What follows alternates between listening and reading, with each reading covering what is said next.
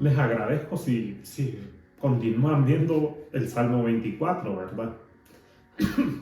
Bueno, ya vimos que el Salmo 22 nos habla del buen pastor muriendo por sus ovejas, por todos los pecadores, ¿verdad? Como decía Pablo, de los cuales yo soy el primero, ¿verdad? Y cómo Él resucitó de los muertos. Vimos en el Salmo 23 cómo ese buen pastor que resucitó de entre los muertos ahora cuida tiernamente de sus ovejas. Es decir, de todos aquellos que han depositado su fe en Él, de todos aquellos que han creído en Él para salvación, para señorío y salvación. Y hoy en este salmo vamos a ver cómo ese buen pastor viene a gobernar sobre el mundo y cómo viene a recompensar a sus ovejas. Como dice Pedro, el apóstol Pedro en su primera carta, ese buen pastor que va a venir a recompensar a su oveja, el pastor de pastores, el rey de reyes y señor de señores, cómo viene al mundo nuevamente, porque esa es una profecía garantizada también. Por eso este Salmo 24 nos enseña una verdad importante acerca del reinado milenial de Jesús, que es una profecía garantizada. Lo dice en el libro de Isaías, por ejemplo, en el capítulo 11. El capítulo 11 de Isaías revela claramente cómo va a ser el reinado milenial. Cuando decimos milenial, obviamente estamos diciendo 1000 años. Va a ser un periodo también donde Jesús va a gobernar este mundo. Y por eso el Salmo comienza con algo muy bueno. Dice, de Jehová es la tierra y su plenitud, el mundo y los que en él habitan, porque él la fundó sobre los mares y la afirmó sobre los ríos. Qué interesante que así comienza este Salmo 24, reconociendo que del Señor es la tierra. Bueno, no es de extrañarse que el apóstol Juan nos dice en su primer capítulo, en el versículo 3, todas las cosas por él fueron hechas, y sin él nada de lo que hubiese... Bueno, lo voy a leer mejor porque no me acuerdo bien de esa parte. Pero veámoslo como lo dice el apóstol Juan en el capítulo 1, dice: todas las cosas por él fueron hechas, y sin él nada de lo que ha sido hecho fue hecho. Qué interesante que este salmo le está dando prácticamente, es como una forma figurada de que el mundo fue creado por él y que los habitantes le van a... Claro, esos habitantes obviamente van a ser todos aquellos que hemos creído en él, ¿verdad? Los que hemos sido limpiados por su sangre preciosa. Entonces este salmo es un salmo de alabanza, de alegría. Por eso comienza así: de Jehová es la tierra y su plenitud, el mundo y los que en él habitan, porque él la fundó sobre los mares y la afirmó sobre los ríos. Qué interesante que este salmo está reconociendo al Cordero de Dios como el creador de todo. Por eso es que muchas veces decimos nosotros los creyentes, ¿verdad?, que Jesús es Dios, porque Jesús creó todo. Yo sé que todas las religiones falsas niegan la divinidad de Cristo. Todas. Mormones, testigos de Jehová. Bueno, los adventistas dicen que no, aunque ellos también, tenemos que decirlo con tristeza, son una falsa doctrina también, ¿va? Pero todas niegan, porque los adventistas dicen que ellos creen que Jesús es Dios, ¿verdad? Pero tienen otras cosas que son erradas, que se considera que son falsas doctrinas también, y por tanto una religión falsa, ¿va? Pero tenemos que entender esto: Jesús es Dios y por medio de él fueron creadas todas las cosas. Eso es lo que nos está diciendo David. Dice: de Jehová es la tierra y su plenitud, el mundo y los que en él habitan, porque él la fundó sobre los mares y la firmó sobre los ríos. Qué interesante que aunque David aquí no nos está hablando de ciencia, está reconociendo una verdad literal sobre el mundo creado.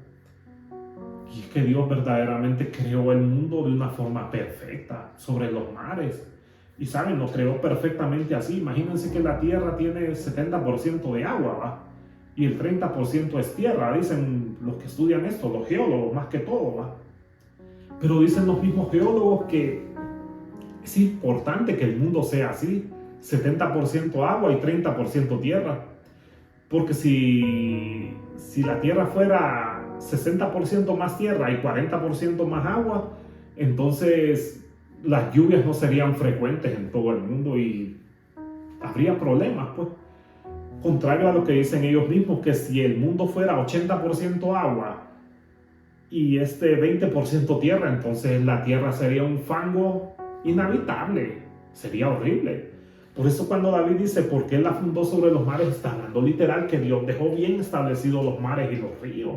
No está hablando de una forma figurada, porque alguien puede pensar que está hablando de una forma figurada. No, David está hablando literalmente de cómo el Señor creó perfectamente el mundo y por tanto a Él le pertenece.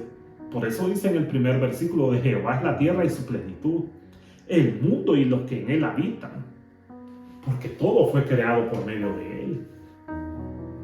Pero como nos dice la misma Biblia, por medio de Jesús fueron creadas todas las cosas. Es más, Pablo lo vuelve a afirmar eso allá en Colosenses, ¿verdad?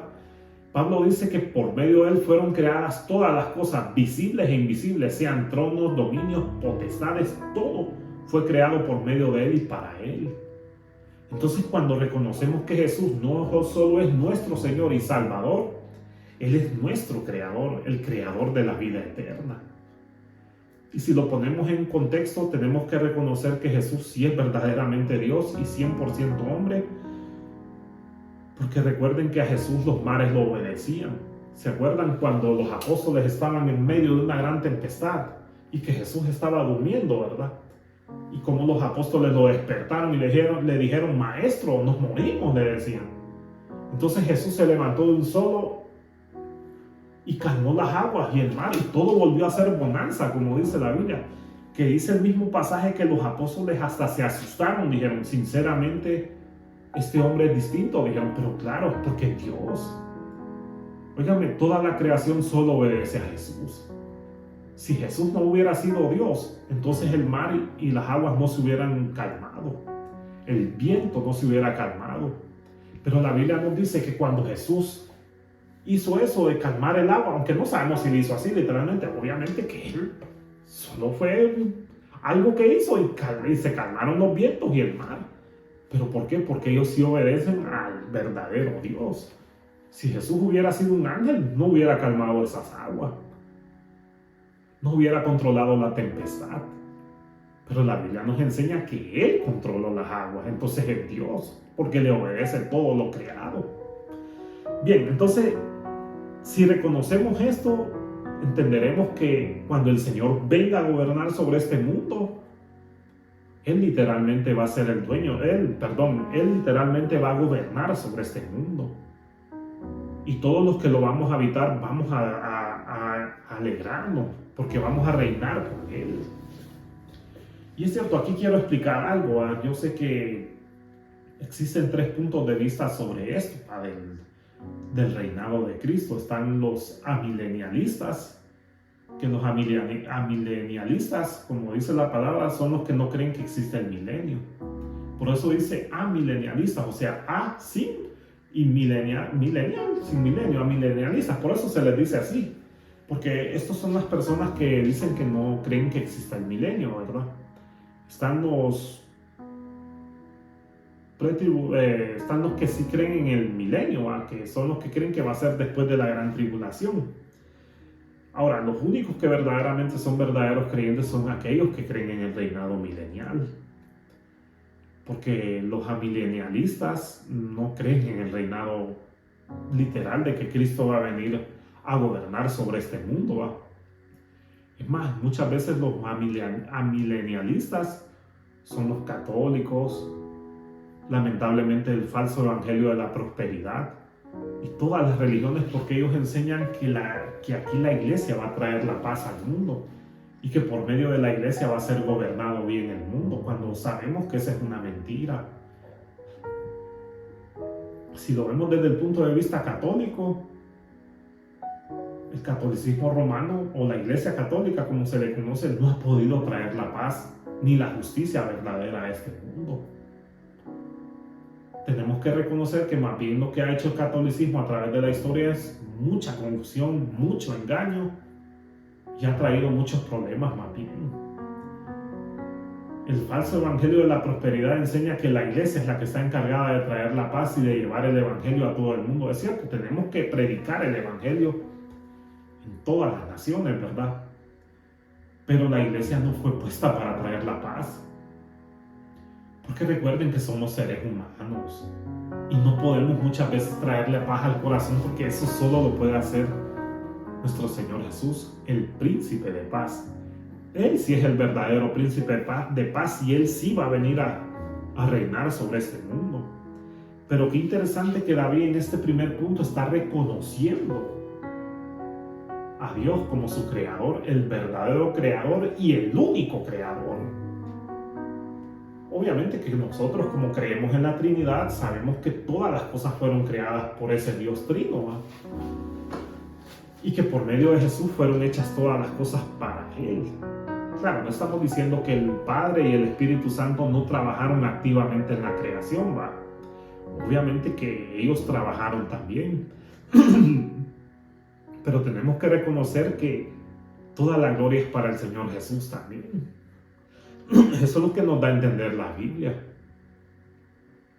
Es como que, aunque es una ilustración pobre, ¿va? Pero como dijo alguien, es como que si Jesús fuera el ingeniero, el Padre el arquitecto y el Espíritu Santo es el que hacía toda la obra, pero todo para la gloria de Dios.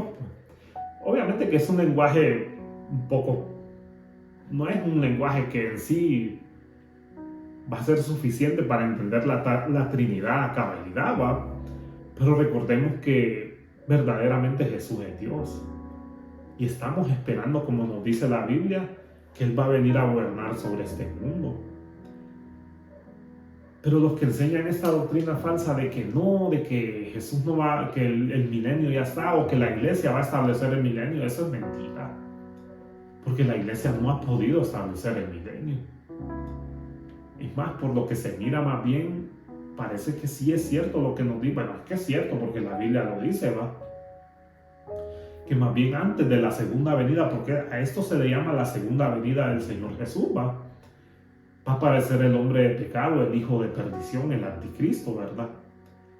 Y si lo vemos hoy, cómo está moviéndose la geopolítica mundial, entenderemos que sí parece que se está abriendo el camino para que aparezca este dictador, como lo han llamado muchos teólogos, ¿va? El último dictador mundial. Si ustedes se dan cuenta, cada día están usando más la tecnología para tenernos más atrapados. Inclusive ya literal existen chips así de pequeños como un grano de arroz que se los meten a uno en el brazo o en la frente, y es literal, no les estoy exagerando, que inclusive no lo han impuesto como una regla, pero en muchos países hay muchos políticos ya de alto rango que usan esos chips. Imagínense ustedes, todo eso es como una antesala de lo que va a ser el futuro anticristo antes de que venga el Señor Jesús a gobernar sobre este mundo. Y la verdad es que sí, tenemos que estar preparados porque, claro, Él nos ha dejado su palabra, el Señor, ¿va? Pero por como se ve la geopolítica mundial, sí estamos viendo de que cada día se acerca ese día más. Imagínense ustedes, los judíos por el momento dicen que ellos ya van a recibir al Mesías. Sabemos por lo que dice la Biblia que el Mesías que están esperando los judíos pues no es otra cosa que el anticristo, el que los va a engañar, ¿va? Porque lamentablemente ellos no creyeron en el verdadero Mesías que vino hace 2000 años. Hemos explicado por qué, ¿va? Pero eso se da en ese contexto pues porque el mundo no quiere reconocer a Jesús como Señor y Creador, como Dios Salvador. La gente prefiere creerle a cualquier mentiroso menos al verdadero Dios. No es de extrañar que Jesús dijo en una ocasión, ¿va? Si otro sale predicando en su nombre, a ese sí le van a creer, dijo Jesús. Yo que les he dicho la verdad, yo que he hecho las obras de mi Padre, que acreditan que yo soy el Mesías, no me creen. Y es cierto, qué lamentable que en ese entonces, pues cuando Jesús dijo eso, los judíos no le quisieron creer. Y sabiendo que esas eran las profecías que decían que el Mesías iba a hacer eso. Pero ¿qué de nosotros, el mundo actual?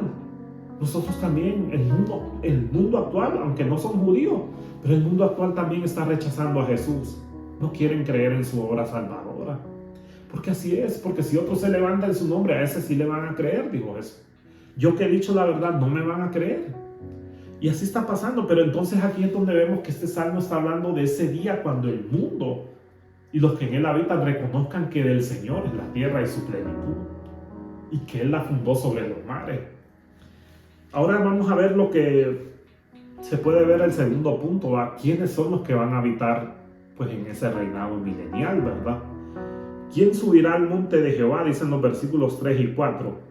¿Y quién estará en su lugar santo? El limpio de manos y puro de corazón, el que no ha elevado su alma a cosas vanas, ni jurado con engaño. Él recibirá bendición de Jehová, los versículos 5 y 6 ahora, y justicia del Dios de salvación.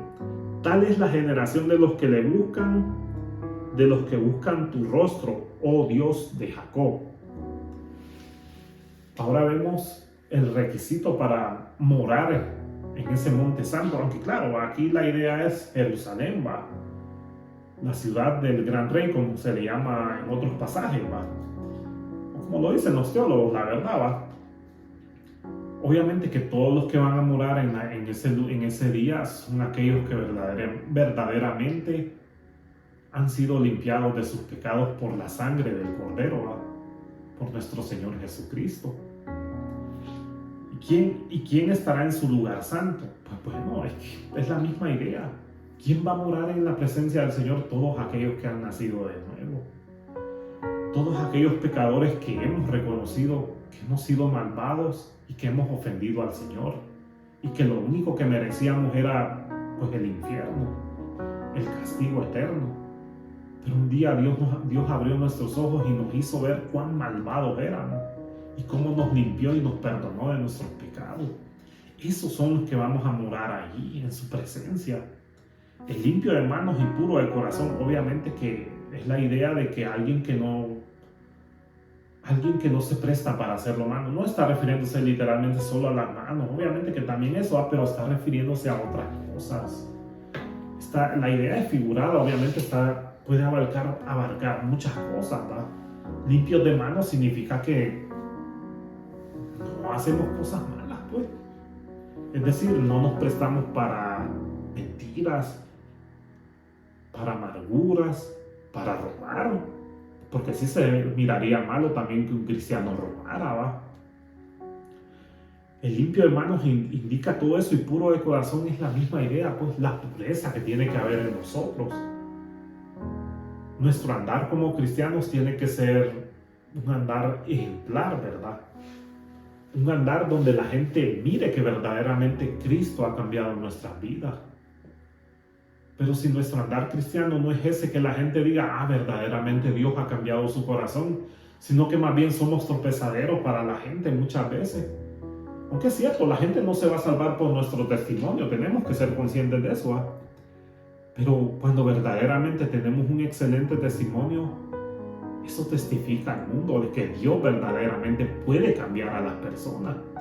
Y eso nos vuelve limpios de manos y puros de corazón. Entonces eso es lo que hace, esos son los que verdaderamente van a morar en la presencia, o vamos a morar en la presencia del Señor, si hemos nacido de nuevo, ¿verdad? El que no ha elevado su alma a cosas vanas, ni jurado con engaño. Es que muchas veces se menciona eso de cosas vanas porque la vida sinceramente es vana. Bueno, hasta hay una canción que así lo dice, ¿va? La vida es vana, todo se acaba. Bueno, así va la canción, ¿va? Pero lo interesante es que muchas veces, aparte de que tenemos que ser limpios de corazón, transformados por el Señor Jesús a una vida santa, muchas veces también tenemos que evitar las cosas vanas. Porque lamentablemente también los cristianos caemos en esa trampa también. Que a veces pensamos que lo más importante son las cosas materiales. O a veces pensamos que aquello es lo más importante y no, lo más importante es obedecer al Señor. Lo más importante es tener una vida limpia, una vida de santidad que agrade al Señor. Una vida donde verdaderamente se honra al Señor. Pero tenemos que reconocer que eso solo se va a lograr si hemos nacido de nuevo. Obviamente que la idea de David ya sabe que todos aquellos que han creído en el Dios verdadero, obviamente son los que van a andar limpios de manos y puros de corazón. Los que no elevan sus cosas a cosas vanas, como el dinero, las riquezas, La fama, la fortuna, nada de esas cosas se comparan con lo que va a vivir estas personas, lo que nos dice este salmo. De que este salmo está reconociendo que un día el buen pastor que ha resucitado de los muertos va a venir a gobernar sobre este mundo y va a recompensar a sus ovejas. Pero ¿a quiénes van a morar en ese lugar? Pues bueno, aquellos de limpios de manos y puros de corazón, los que no han elevado su alma a cosas vanas ni jurado con engaño, que esto tiene que ver con la idea de no hablar cosas falsas con nuestro prójimo, ¿va? Contra nuestro prójimo. Recuerden que el falso testimonio también daña a nuestro prójimo.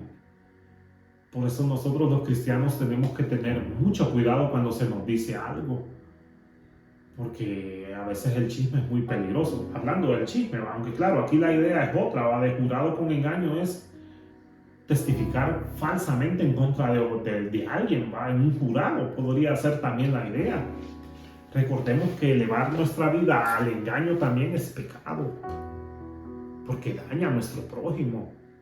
Recuerden, un falso testimonio puede destruir una vida también. ¿Cuántas veces no ha pasado eso en la vida real? Que cuando se levanta un falso testimonio, a veces hasta una tragedia y se lleva hasta la muerte. No, por eso dice que todos aquellos que van a habitar en el monte del Señor o en la presencia del Señor, o como lo queremos ver ya más revelado en el Nuevo Testamento, ¿quiénes van a habitar en ese reinado milenial del Señor Jesús? Son todos aquellos que han entregado su vida a Él. Y todos aquellos que no creyeron en la marca de la bestia, que nos dice ahí Apocalipsis, y que van a entrar en el reino milenial también, cuando va a ser la tribulación. Porque antes de que suceda esto, va a pasar la gran tribulación. Eso sí nos dice la Biblia. Pero claro, ese es otro tema, ¿verdad? Él recibirá bendición de Jehová y justicia del Dios de salvación. Claro, va a haber una recompensa. Por eso estamos hablando de que este salmo nos habla del buen pastor ya gobernando sobre este mundo y cómo va a recompensar a cada oveja que fue obediente. Por eso tengamos presente que cada vez que el Señor nos manda que vivamos una vida santa, es porque Él va a tener alguna recompensa para nosotros. Y aún si fuera cierto que no, claro, es un decir mío, la Biblia no lo dice así, aún si no hubiera una recompensa, nuestro deber es vivir santamente, vivir una vida piadosa, no pensar que solo por las recompensas ya vivir, no se trata de eso tampoco, se trata de obedecer al Señor de acuerdo a su voluntad, porque Él es el Dios soberano. Entonces la idea es esa, pues, todos aquellos que obedecen al Señor, claro, van a recibir esa bendición del Señor y justicia del Dios de salvación. Aunque claro, nosotros desde el momento en que nacimos hemos recibido la justicia de Dios, que ya no nos hace culpables, sino que es esa justicia que hemos recibido por medio de Cristo, ¿va?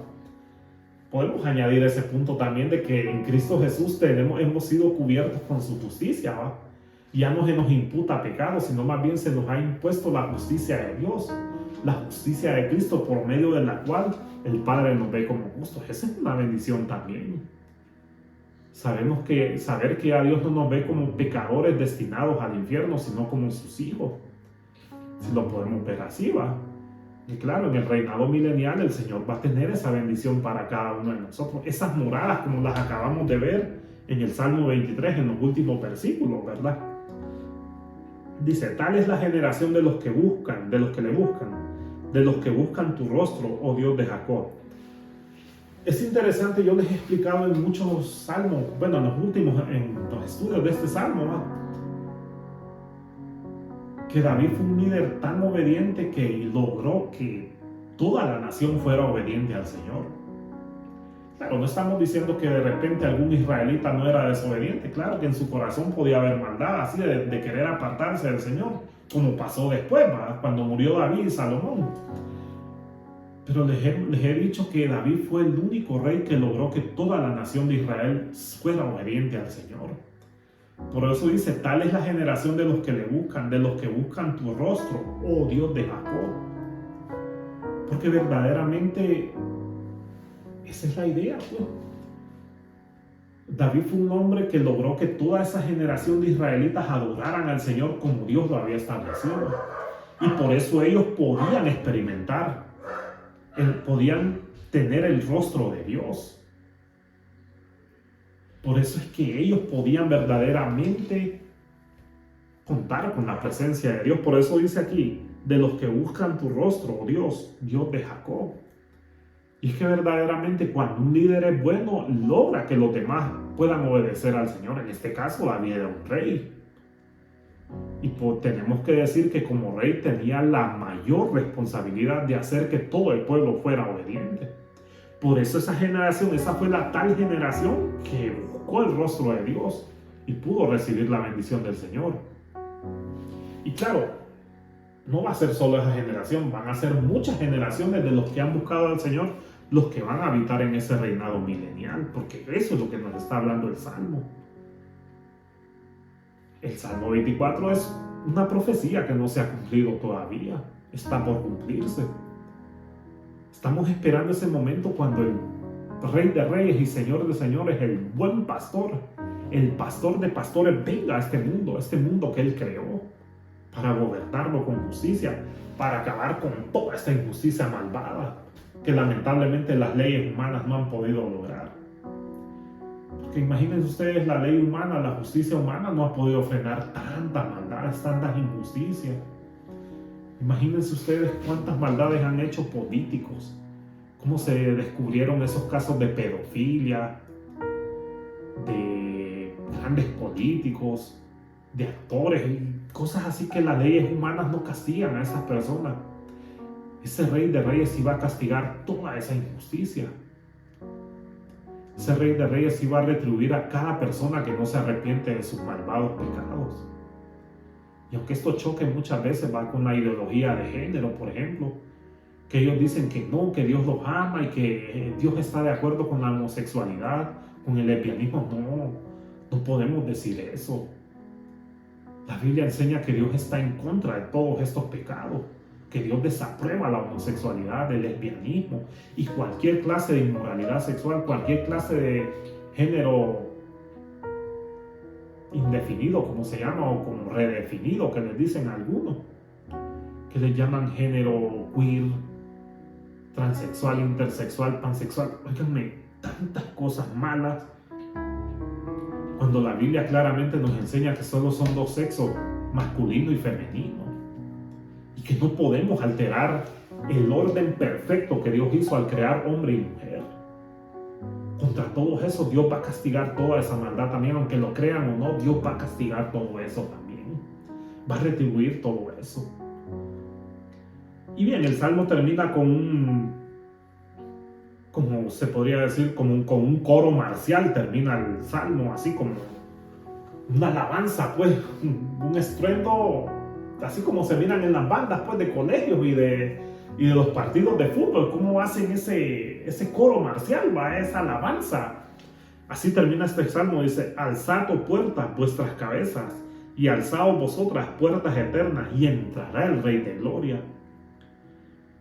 Veamos que esta es como una idea figurada de cómo todas las personas que vamos a estar ahí le vamos a dar la bienvenida al gran Rey, con esas alabanzas, con esa entrada triunfal, tipo así como entró Jesús a Jerusalén, como el pueblo lo recibió, aunque no entendían por qué hacían eso, después lo rechazaron, pero aquí no. Aquí es que vemos que el Rey va a ser recibido. Cuando dice alzad puertas vuestras cabezas, obviamente que se está refiriendo a todos esos ciudadanos que van a formar parte de ese reinado. Es desde lógico que cuando dice alzaos, oh puertas, vuestras cabezas, y alzaos vosotros, puertas eternas, y entrará el Rey de Gloria, está hablando obviamente en forma bien figurada, está hablando de nosotros los creyentes. Y recordemos que solo nosotros los creyentes vamos a estar en ese momento, pues, recibiendo al Cordero, al buen pastor, al Rey de Reyes, y entrará ese Rey de Gloria. ¿Quién es este Rey de Gloria? Bueno, lo pregunta uno que va a estar ahí, ¿va? Dice: ¿quién es este Rey de Gloria? Jehová, el fuerte y valiente, Jehová, el poderoso en batalla. Un atributo bien grande acerca de Dios: Jehová el fuerte y valiente, Jehová el poderoso en batalla. Aquí se está reconociendo poder omnímodo y todopoderoso de Dios. Bueno, y si lo vemos en este contexto, recordemos que el Señor es fuerte y poderoso y valiente, porque fue el único que libró a los israelitas de tantas penurias. Y es ese mismo Dios que a nosotros, la iglesia, no ha permitido que la iglesia sea destruida. Entonces vemos que verdaderamente sí, este Rey de Gloria es fuerte y valiente, poderoso en batalla, porque el único que ha ganado todas esas batallas es el Señor, pues. Los israelitas querían confiar en carros y caballos, no. Decía David, nosotros confiamos en el nombre de Jehová, en nuestro Dios, decía David. Por eso dice aquí el Salmo 20, dice, ellos flaquean y caen, mas nosotros nos levantamos y estamos en pie, dice. Estos confían en carros y caballos, y mas nosotros del nombre de Jehová nuestro Dios tendremos memoria. Lo dice el Salmo 27, ¿verdad? Porque verdaderamente cuando estas palabras se digan en ese entonces, que esperamos que todo va, que tú y yo podamos estar ahí, va. Claro, porque hemos nacido de nuevo, ¿verdad? Pero que más personas predicar el Evangelio, para que más personas conozcan a ese buen pastor. Entonces esos son los que vamos a reconocer que ese rey es el rey valiente y poderoso, el que siempre estuvo de nuestro lado y que siempre libró nuestras batallas por nosotros. Y vuelve a repetir el mismo coro, solo que de otra forma. Dice, alzado puertas vuestras cabezas y alzaos vosotras puertas eternas, y entrará el Rey de Gloria. ¿Quién es este Rey de Gloria? Jehová de los ejércitos. Él es el Rey de la Gloria. Ahora veamos cómo termina también el Salmo, concluyendo de que aparte de que es un rey fuerte, valiente y poderoso, es el rey de los ejércitos. Es decir, él es el rey de todo el ejército celestial, de todo ejército. De todo, él está por encima de todos ellos. Él es el rey de la gloria. Qué interesante que el Salmo comienza reconociendo que este rey fue el que creó el mundo, que a él le pertenece todo este mundo, y cómo termina reconociendo que este rey fundó la tierra, que quien va a habitar en ese mundo restaurado por él, todos aquellos que han nacido de nuevo, y que esa alabanza se la vamos a dar a él cuando venga a gobernar sobre este mundo. Porque como les vuelvo y les explico, este salmo no se ha cumplido. Este salmo está por cumplirse. Y un día Jesús va a venir a gobernar sobre este mundo para acabar con toda la maldad. El apóstol Pablo dice en Romanos que, aunque lo dice de una forma figurada, no se está refiriendo a que el planeta en sí tenga vida. Porque si creemos esa mentira de que el planeta en sí tiene vida, estamos creyendo en esa terrible doctrina, bueno, en esa religión falsa que enseña que la tierra es la madre tierra y que la tierra tiene vida en sí, o como le llaman otros, Gaia. O como enseña esta religión, que se predica más que todo en Bolivia, de la Pachamama, de la madre tierra. Sabemos que la tierra no es en sí un ser vivo. Pablo, cuando dice que la creación gime a una por ser liberada, obvio que está hablando en forma figurada, refiriéndose a que la creación también necesita ser restaurada. Cuando este Rey de Gloria venga a gobernar sobre este mundo, el mundo literalmente va a ser restaurado. Es una promesa que nos dice la Biblia y que está por cumplirse. Entonces por eso dice, ¿quién es este Rey de Gloria? Jehová de los ejércitos, el fuerte y valiente. Él es el Rey de la Gloria.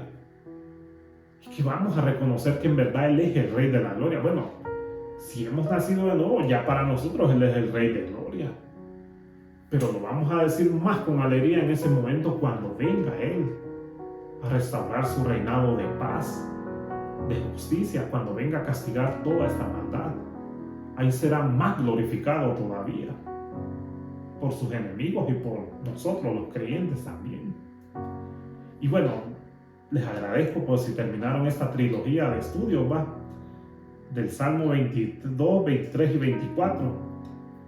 Es importante, que como creyentes no nos cansemos de predicar. Que aunque es cierto, hay rechazo. La gente no quiere oír nada de las cosas de Dios porque no quieren creer en que la santidad es buena, que hay un castigo después de la muerte. La gente no quiere creer en esas cosas. Pero nuestro deber como cristianos es seguir predicando que este rey un día va a venir a este mundo a gobernarlo, y que solo van a morar en ese mundo todos aquellos que han depositado su confianza en él. Esa es la invitación. Y les agradezco si continuaron viendo este estudio del Salmo 24, ¿va? Espero sea de mucha edificación, ¿verdad?